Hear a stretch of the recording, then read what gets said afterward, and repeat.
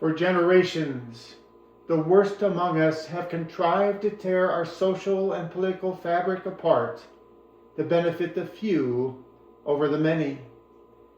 Their intent and mission have been diabolically simple: divide and conquer, and they have been wildly successful. Hi, I'm Michael James Ott, veteran, retired engineer and businessman, and now ambassador and facilitator for the solution to this madness: citizen statesmanship. The vast majority of people from all corners of the globe are just like you and me, extraordinary, so-called ordinary people. Join us in our quest to recreate the political landscape, eliminating the tribal hostilities and warfare incited for centuries by the label and blame mantra of our traditional leaders. Now is the time to end the atrocities of god-awful leadership, launching a final and lasting divorce from tyranny. All driven by everyday citizens, driven by you and me. It's the Pro and Con Show, brought to you today and every day by Citizen Statesmanship, the cure for what ails us.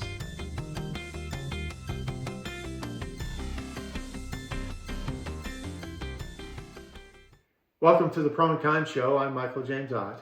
And I'm David Smith, and we are the co-hosts for this show. We are indeed, David. We are indeed. David, we make this show with a compassion for all the EOP, the extraordinary, ordinary people on the planet, in all corners of the globe. Today's topic is, I think it's going to be awesome. We're going to talk about the name of this show is You Know It's the Truth. So let's talk a little bit about how do you know it's the truth. We're going to talk about some stuff, and you know, you're just going to know it's the truth. But even if, you know, you can look it up or you make your own judgment. But we think what we're about to present, you know it's the truth. You know it's the truth. So, you know, how have you been? You know, a lot of stuff's going on in the country. And of course, you're well aware of a lot of this stuff is happening, and how the situation here is degrading, I think is the word I would use, and all the protests that are going on. So what do you think about all this stuff that's churning in our political and social environment these days, and especially about the protests? The protests. Well, I think the protests show, number one, that there's a disjunction between political parties, disjunction between pretty much everything that's going on in the country. I mean, you've got No Kings protests. You have monks marching thousands of miles to Washington, D.C. to protest, you know, peace. They want peace, which is great. What are some of the other protests that are going on? There's just constant protesting going on about anything, you know? Yeah. So it kind of tells you that we're at a tipping point here. People are just pissed off, and they're tired of what's going on. Yeah. So and it's interesting to me, the protests, because so during the first Trump administration, it wasn't called No Kings back then, was it? Or was it? Nah, I don't think so. I don't think so either. I don't think so. But there was definitely protests, and it's interesting. Have you gone to any protests at all in your lifetime? I myself didn't. In a lifetime. In your lifetime, have you ever gone to a protest of any kind? I've been to a couple war protests. Okay. So what back then? When did that happen? It would have been, I think, the Iraq War. Okay. Oh, really? Wars, yeah. Okay. So 2000 something. Early 2000s. Yeah. And so what did you see when you went to those protests? What? Just the money that was spent on these wars. Okay. You know, and so, but the people, how did the people behave and stuff like that? Oh, they were peaceful. Okay. So they marched up and down the streets, but signs and placards Sure. and things, No and they war. shouted, "No war!" Da da da da. And get rid of the narsoles. But back then it wasn't coined narsoles, you know. Yeah. So that's interesting. Do you feel like, well, in that particular case, they probably were fairly well unified in the message. What do you think? I mean, the No Kings protest, they seem unified, and it all sounds somewhat good, but it's yes and no. And this is the thing. So I've gone to a few protests. I haven't been to any of the No Kings ones yet, but I've been to several protests, and there is kind of a central theme, like No Kings. Yeah. But then there's also, it seems like there's these small shoot-offs groups of people that have, their own primary agenda. When they mean No Kings, they specifically mean this, that they don't want to be told, how to live their lives. Whether maybe it's their sexual preferences, for example, or whether women should be allowed to have abortions or not. And so you had, like, in some of the protests, I guess I've only been to two, there's this current of these people have kind of their own little mini agenda. Sure. But it fits under the bigger agenda. Sure, so it's an umbrella. So you got one umbrella, and then you have all these different shoot-offs. Right. My daughter did go to the No Kings protest in downtown Greenville, and she was in awe of how many people were there. And I'm like, well, do they have any agenda? Do they have a speaker? And they had a couple, like a congressman or something. But of course, their agenda is what was on the docket. She was just amazed by how many people showed up. And I'm like, well, what did you take away from that? Well, people are mad. Yeah, and what was the end result of everybody being mad? But people were walking around with signs, it wasn't exactly, everything was about No Kings, like you said. There's little shoot-offs of their own little personal protest, which gets at a point that there's a lot of people just downright mad. Right. It doesn't matter if you want a king or not. Well, it's about a lot of things that are going on. And that actually, there's another little dovetail on what you just said to a lot of the things that we talk about here on these shows, and it's the divide and conquer. It's the divide and conquer. So the narsoles, narcissistic sociopathic a-holes, that have been leading us for a long time, they've charmed us into getting those leadership positions. They are constantly labeling people and then antagonizing them or blaming them. So it's the label and blame. So you label, and they have to be like the politicians. We talked about in some of the previous shows, there have been these congressional hearings, and it's perfect for them. Label and blame. Here we go. Media. They have a media, they have a thing, they have this opportunity, and every 5 minutes they get to switch the perspective back and forth so that they can just build to a crescendo. It's like it's like watching a magic show. This left versus right, this, socialist versus fascist, and it's the labels, blue versus red, on and on and on and on and on. And then what happens then is that people allow themselves to kind of be part of those little tribes. Yeah, they group themselves into they allow themselves to be in these little tribes, and then the narsoles are like, well, that's great. Now they're in this little tribe, and I can put them against each other. Pit them against some other tribe, and the whole time while they're causing all this chaos and hate and mistrust and all this other stuff, the whole time they're just standing back, snickering, going, this is great. This is working out the way I want it to work. Taking the money out of our pockets, and you want to know how all the money has accumulated in whatever dozens of people, humans across the planet. It's because they've been dividing and conquering. They've been dividing and conquering, and they've been wonderfully, unbelievably effective in doing this. And this again goes to this. So it's like recognizing that, whether you're like the gays and the trans people, whatever, you're part of that group. So you want to make sure that you have freedom for your sexual preferences. But then you let yourself just be defined as just that, as instead of, well, no, okay, that may be part of your definition, but the other part of it is you're part of the EOP, you're part of the extraordinary ordinary people, right? Yeah. And the same thing for and the people in the political parties again, and we're going to bash, and we do bash the leaders of the political parties, because these are the horrible people. The average people, you're just you're listening to what they're telling you, and these stories, whether you're so-called on the right, so-called on the left, the stories that they tell you like a little bit better than the stories that the other guys tell you. But you're just the EOP at the so-called rank and file.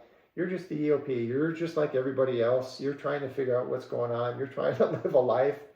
It's crazy, I think, is at that moment they're trying to show whose story's better, so I can get more people on my side by telling my story. And there's no ending to that story. Right. I mean, yeah, generations have shown that there's no end to that story. Yeah, I mean, this whole thing about left and right, it's a bunch of crap. But they tell the stories, and yes, they are trying to get you on their side, but the more important thing for them is to make sure that you are on a side. They just want to make sure that the clash is there. And an analogy that I use with folks when I have a chance to sit and talk with them is, just imagine you're in a sports bar. And here in South Carolina, maybe there's Gamecocks fans and there's Clemson fans. And there's a pickpocket that's working the sports bar. And he figured out a long time ago that if he can get people distracted, he can get their wallets. So he whispers to the Gamecocks guys, hey, those Clemson guys, they said, they've never met a Gamecock fan that had two brain cells to rub together. Mm-hmm. Not saying, just saying. And then it goes over to the other side. It's like, those, Gamecock guys, they said Clemson guys, are nothing but insane people, and they've never met a sane, reasonable person that, ever from Clemson or whatever. Well, what does that happen? Just like in our society, suddenly these two people are arguing, and they're yelling, screaming at each other, shaking their fists at each other. Meanwhile, the pickpocket goes up, gets the wallet. Now, the other thing that the pickpocket has realized is if he takes the wallet and keeps it, that's a big deal, because the guy's very likely to stick his hand in it, to pay for his bill or whatever, and the wallet is gone. And then it's like, okay, who took my wallet? And the proverbial hell breaks loose. So he's smarter than that. He's learned, I pull that wallet out, take 20, 30 bucks out of it, and put it back while they're distracted. Goes the other side, does the same thing, picks everybody's pockets, gets a bunch of money. And they never notice. And then later on, they're like, what? Maybe some days later, they're scratching their heads. I could have sworn I had another 30, 40 bucks in my wallet, Well, the analogy to all this is what's been happening to us, the extraordinary, ordinary people, for decades. They've been taking our wallets, pulling a little bit of money out, giving it to themselves, and then putting the wallet back. Just enough so that we don't riot, right? It's all about they want to get all that they can. That's an arsehole for you. It can never be enough. They get all that they can, and they take it. And so, the thing that really makes me angry, David, the thing that really makes me angry, not only are they taking the money, but they're taking our lives. Because you think about, go back to the sports bar. Mm-hmm. Now you got these people, they're arguing with each other. They're angry. That's not a good way to be. That's not a good way to, they should be laughing and joking and having fun. And instead, they're furious with each other. They're not just taking the money, they're taking our lives. You know, sometimes subtly, like taking all the fun out of our lives, all the positive things out of our lives. And sometimes they literally are taking our lives, like Putin, you know, running a bunch of Russian people into Ukraine to get slaughtered. Mm. But and this is the thing, and I hope that bar, you know, sports bar analogy is helpful to people, where they really understand what has been happening. This has been going on for decades and decades and decades. And the subtleties involved that they use to try to get to us. And so they are very happy about the protests, you know, because they know that they have people distracted now. And so, yes, protest. The narsols are super happy about that because they know people are angry. And when you're angry, you're not focused, you're not willing to solve and resolve. And then the last thing, and just to touch on the congressional hearings again, yeah, you know, the right has their 5 minutes to do their propaganda spiel, which they do, and then the left, you know, and then right, and then left, and they literally alternate so that they can make sure that the maximum opportunity is there to build up a strong crescendo of, you know, people hating each other while they are picking our pockets and stealing our lives. Exactly.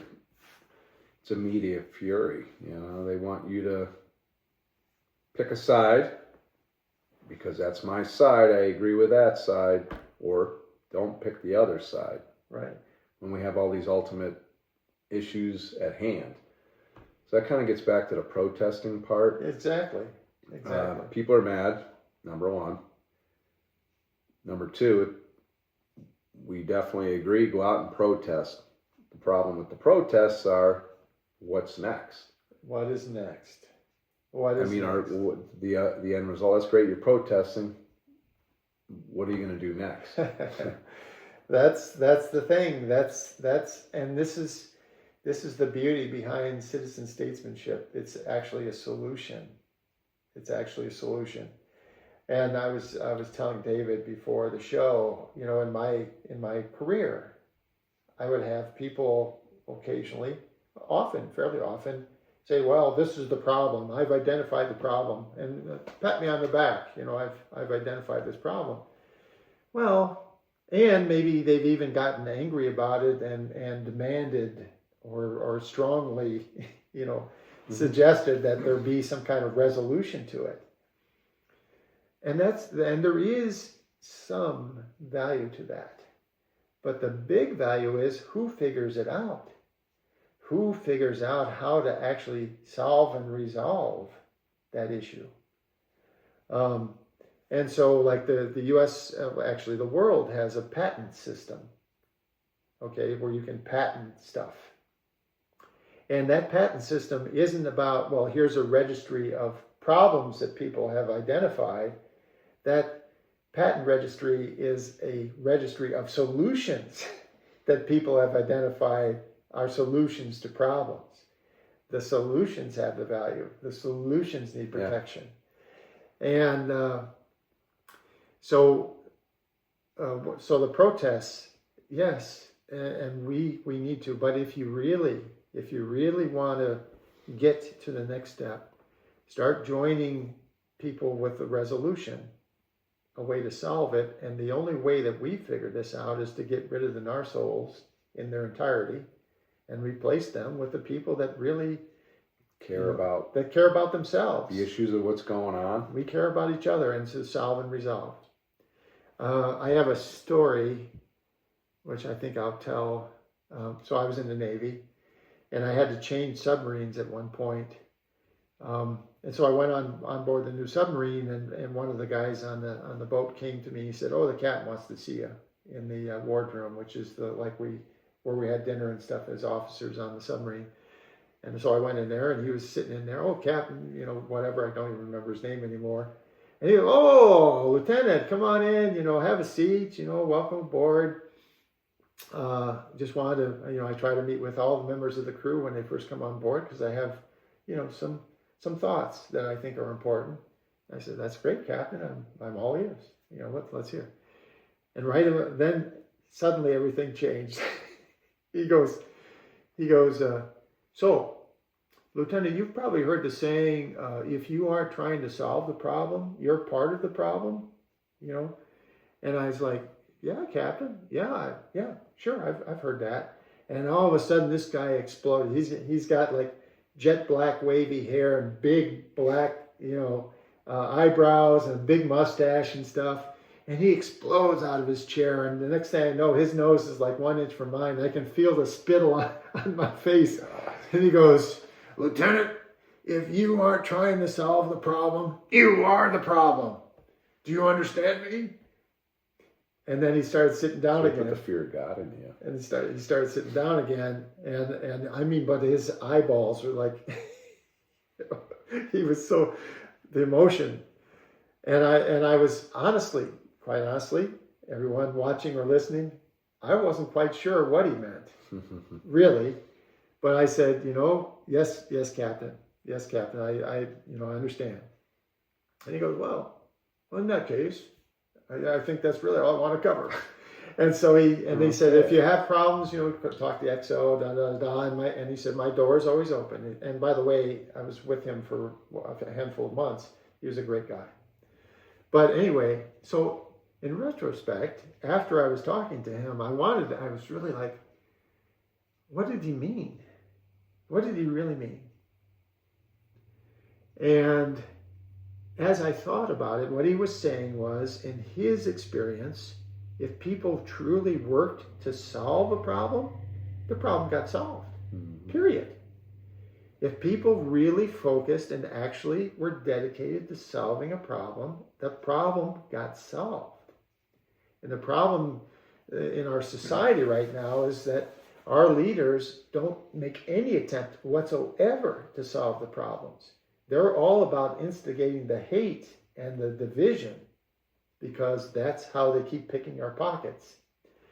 And going back to this captain, and upon reflection, now it's been another 40 years that I've been alive and had all kinds of experiences, he was right. In my experience, everything that people actually tried to solve and resolve, they did. Yeah. Get solved and resolved. So the folks that are protesting, it's great that you are showing energy, and it's awesome, unbelievably awesome that you are motivated and out there being proactive to do something. But we would offer that you might channel some of your energy into solving and resolving, and we offer that this solution to this issue, all the issues that you have, is citizen statesmanship, where we, including you folks, would be potential leaders in our nation. One of the things too is it doesn't matter what you're protesting, whether it's left, right, no kings, whatever it is. That's the purpose why these people are protesting. They're ordinary, extraordinary people. You know what I mean? They're in the same boat we are. Right. You want to protest, you want to get your viewpoint across, but they don't have a way of knowing how to get out of that protest mode. It's okay to protest, but same protests have been going on forever. And what's the solution? How do you get there? Yep. And so, for example, women's suffrage, it took them like 70 years to eventually get the amendment and get the right to vote. And so those early protests that happened for decades, they did a bunch of stuff, but nothing ever happened. And at some point, the protests, probably two things happened. I haven't actually studied the history. I'm not a historian, but I suspect that two things happened. So one is the protests got very, very emotional and very strong, right? And secondly, there became a demand for, we want an amendment to the Constitution guaranteeing that women can vote. And another thing here's the narsoles that were in charge probably said, "Wow, this is my wife. You know, I've got to come to some kind of agreement whether I'm a narsole or not." Exactly. You know, women's suffrage is like, well, she does kind of do a lot. You know what I mean? Yeah. So I think that protests are good, as we've said a couple of times now, and it's great that people are energized, but identify the solution and then start marching toward that solution. Start marching toward the solution. So, why we're feeling this, and the protests continue for many reasons, and some of them are kind of like in a bigger umbrella of like No Kings. But again, there's the smaller groups that, for example, the gay rights people are in there because they don't want someone telling them, how they should have sexual preferences, and women, abortion right advocates and stuff like that. They're all part of it, all saying, no, we want the freedom to make our decisions. We want to be what we are. I think another one of the big ones is the environmental protection. Oh, yeah. People are Yeah. I mean, a lot of stuff's being rolled back. So, Yeah, that's right. There's a huge one. There's a ton of people coming out for that these days because they're rolling back these protections. And drill, baby, drill. I remember, I don't know where you remember, but back in the 70s, I remember watching the news, and like Los Angeles, you couldn't see the streets. Yeah. There was this like brown, tan haze, and it was thick, and it was really bad. And that was the whole Environmental Protection Agency thing came about because there was just smog, spoiled. The waters were bad. Poisoned water everywhere, poisoned air everywhere. Companies were pumping their bad water into the water systems. Yeah. And so what's happening these days is the narsoles are gaining more and more control, and it's the truth. And so some of us are protesting, and some of us are offering a solution. But the fact is the narsoles are gaining more and more influence, and we know, it's the truth. And our political parties, led by impulsive, irresponsible, manipulating liars, they have a disregard for the law.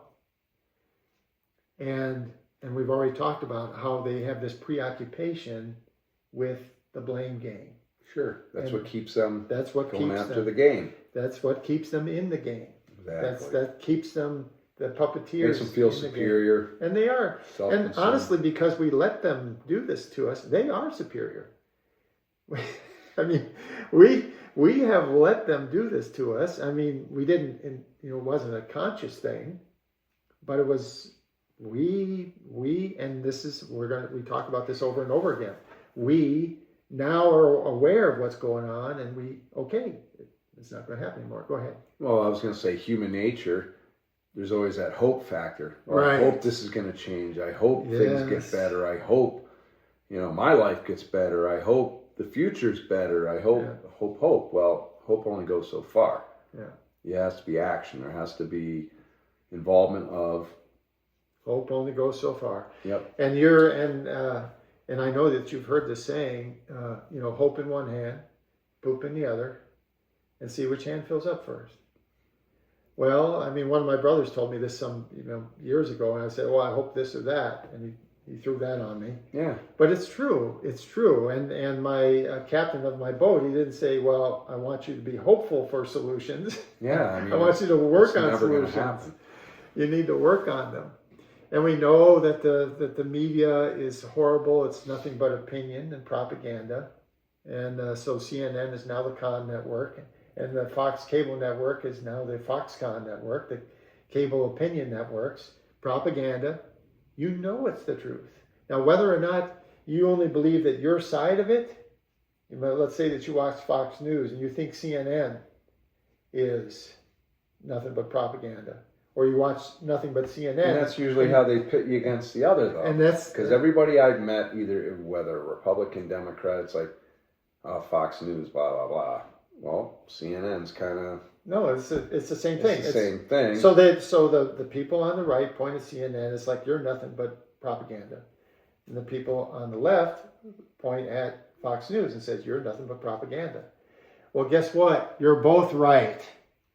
Exactly. You're both right. It's the truth. There's a center to everything. It's nothing but propaganda. Both of them. All of it is propaganda. You know it's the truth. Our national debt is spiraling out of control, and for administration and every 2 years we get a new House of Representatives. Do they fix it? Do they do anything to resolve it? We have this maddening with these resolutions for funding the government, which they can't even do like a budget anymore. And every 2 months they have to be in the fight again because they have to keep you whipped. There's no solution. Because they don't want to resolve it because we don't force them to resolve it. Well, not only that, but I think it's like one side doesn't want to lose. We're not going to lose, so we're going to hold out and do this. The other side's the same way. It's like, there's a resolution. It's not a perfect resolution, but there's got to be a resolution. And the only people that are getting hurt by all that is us. It's us. Us. It's the EOP, the Extraordinary Ordinary People. They are hurting us over and over again. And again, it's just getting worse. Every few months now. It used to be you'd have a government shutdown thing like once or twice a year, or before that it was every few years kind of thing. No, it's every few months. I mean, I remember growing up, you'd listen to, before the social media crap. I mean, I'm not saying social media is bad, but yeah, I am. Go ahead. It is crap. It's like you don't know what's true or not true. But I can remember growing up and watching TV, and you saw where Tip O'Neill sat down and they made a deal, in Congress, and then went to the Senate, and we came together and we came up with these deals. Well, these people were going on vacations together back then. They might not have agreed on everything, but at least they were friends. These guys aren't even friends. Well, that's right. So back in the day, they were friendly in our souls. So they would, and honestly, it's my impression that they still are. They just don't. They're never public about it. Yeah, because they're so divisive. They have realized that the more and more divisive they are, the more control that they get. Exactly. And Ben McLaughlin, one of our team members, he's like, it's all about distraction. Yeah. It's all about, like a magician. Here, look over here while we take this. Yeah. Or the pickpocket, in the sports bar. Here, you be focused on arguing, and we're gonna take it. And none of it's for us. None of it is for us. So if we are to avoid a horrible future, we must implement the citizen statesmanship paradigm. This is the solution. Okay? We must do it. So what do we want? We want freedom, equality, and fairness. That's what we want. And how do we get there? How do we get there? Citizen statesmanship. Okay. What do we want, David? Freedom, equality, and fairness. We want freedom, equality, and fairness. Everyone. For everyone. In tandem and in concert. And how do we get there? Citizen statesmanship. Citizen statesmanship. That's how we get there. And it's the truth. Yeah, everything we've said today is the truth. I mean, you can go check everything. I mean, we don't edit anything on these. We're just we're normal people just telling you how we feel. And I don't fact check anything. Well, but you don't need to fact check anything. I mean, look, go back 40 years. It's continuous, right? The same path. It's the truth. Yes, it's the truth. So, and you're welcome. I mean, you can fact check us all you want. There's a ton of stuff out there on the internet. But yeah, if you aren't familiar, I mean, we talk about things from 20, 30, 40, 50 years ago. If you're not familiar with it, go look it up. But make sure that you're, looking in multiple places because, again, there's different pools of so-called truth out there. And so you have to be careful about when you go out there. And the way I do it is I look at multiple sources. And you have to be open to listening to both. You have to be take what clear-eyed. you take out of each one. You have to be clear-eyed and then and go seeking the facts. What, when, how, who, those kinds of things. Go and seek the facts. If there's some speech or something and you've read these things about this speech and you're like, I'm not sure if that, if I believe that or not, watch it. Well, the media is a great manipulator. They'll take a little snippet Yes. of what they want you to hear and then leave out the sections you don't want to hear. I mean, that's not news. I know. It's just repetitive crap. Again, they are, the news in our country is long since gone. All the major, whatever you want to call them, media, actually you're better off calling them media outlets because they're opinion and propaganda outlets. That's what they are. Because they don't, you look at a 24-hour period on any of these places and the actual amount of who, when, what, where that's in their programming is maybe an hour out of 24. And the rest is people railing against whatever causes and scheming and, making all kinds of inferences on the future and how horrible or great things are going to be. And you need to the research you got to do it yourself. I mean, if you look at it too, the media, you can take what you want from it. But if you look back years ago, people actually went out and did the reporting. They went out and found the facts. Now it's just, okay, we're going to pull this from a news outlet. It might be right. It might be wrong. They do that. And then they just push that out to the public, and hopefully they'll believe that. But to your point earlier, David, it really just, they have an agenda from the very beginning. All of these places have an agenda from the very beginning. And the fundamental, the overriding agenda is we want people furious. Yeah, well. Because when they're furious, they'll pay attention. They get more time, so they get more advertising dollars, for example. I laugh too because I read something on my phone and said, these are the ratings from the Fox News had a huge rating over CNN, blah, blah, blah. And then CNN comes out with their... Who cares? The only thing is, the truth is, the news wants you to listen to what they have to say because that's what they're looking at. The ratings. That's how they make money, and again, so there's a double-sided to it thing in there. One is they want to make money, so it's capitalists trying to be, making money, and the other part of it is they do have their own agendas. Sure. And so depending on who owns the media networks? Yeah, and the billionaires and the narsoles. Yes, and they're all narsoles, and they, and even though they feign that they are on different sides of different stuff, they're more than happy just to have those sides because again, they're distracting people in the sports bar and they're picking the pockets, and all of them, all the narsoles are doing great. They're having a great time. They're laughing all the way to the bank. And they're having a great time making our lives miserable because narsoles are that way. Mm-hmm. They couldn't care less about other people. So they're very happy to be, to have this power over others. Very happy. It makes them joyous as hell. I'm sure. They're very successful. And they've been very successful for decades and decades. Yep. So we're going to wind down the show, and we want to say, again, just to reiterate what you said earlier, David, we're just regular folks. But we've been looking at this for a while, and we see that there is the potential for a solution. There is a true potential for the solution. So here we go. We are trying to get that done.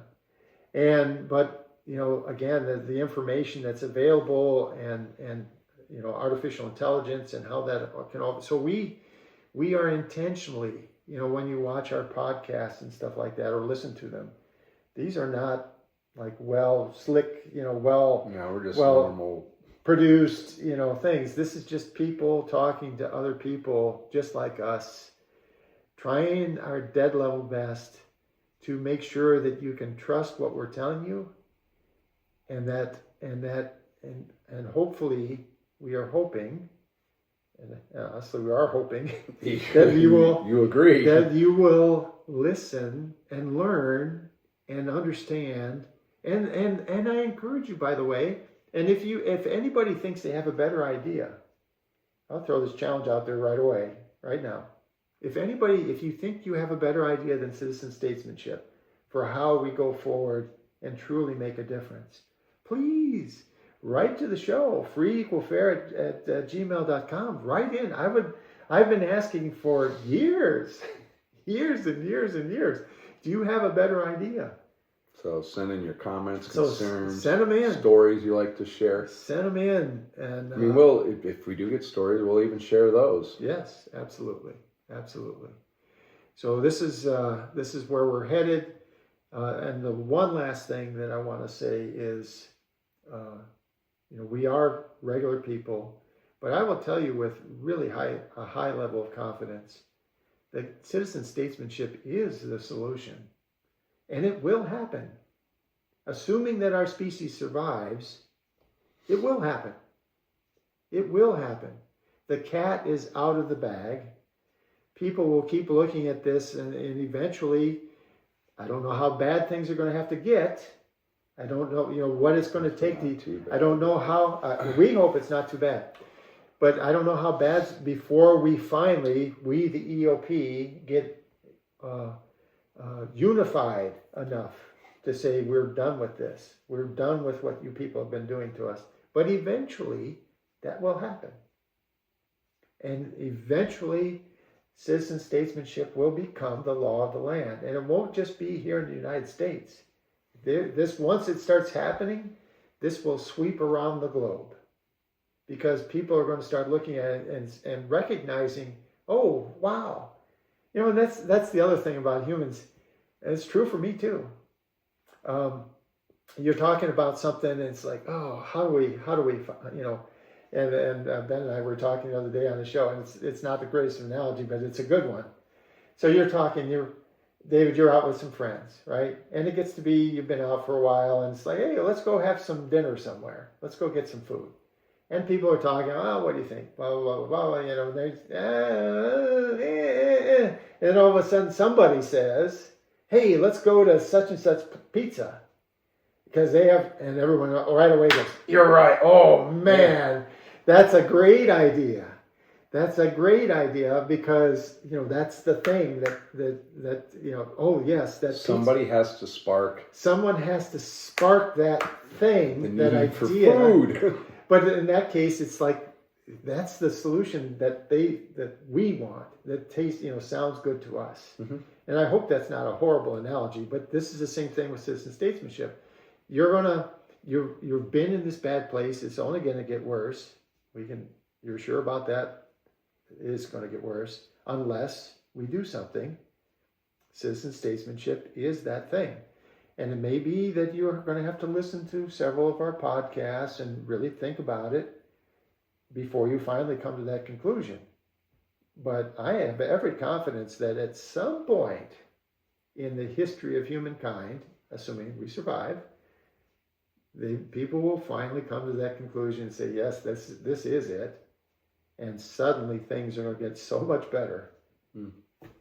So much better. It's the truth. It's the truth. Yep. Thank you, David. That is correct. Yeah. It's the truth. So in our next show, it's going to be an awesome, awesome show. And it's going to be called Be a Disciple. So please join us. Join us for that one. Join us for that one.